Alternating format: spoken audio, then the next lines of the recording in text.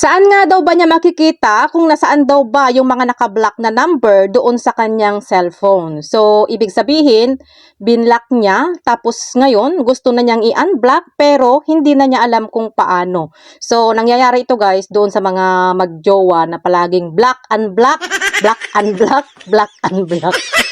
Kunting tampuhan lang, block agad. Tapos, hindi pa siya nakontento na bininak doon sa messenger, kaya blinak niya ulit doon sa cellphone number. Tapos ngayon, hindi na niya alam kung paano i-unblock. O, ayan tuloy. So, hindi ko alam guys ha, kung parehas lang ba yung settings ng ating mga cellphone. So, dito sa ating contact, or yung dito, sa may kapag nag-dial kayo, pindutin nyo lang itong tatlong tuldok. And then, pindutin natin itong settings. At dito guys, makikita nyo na itong block numbers. Yan, pindutin natin.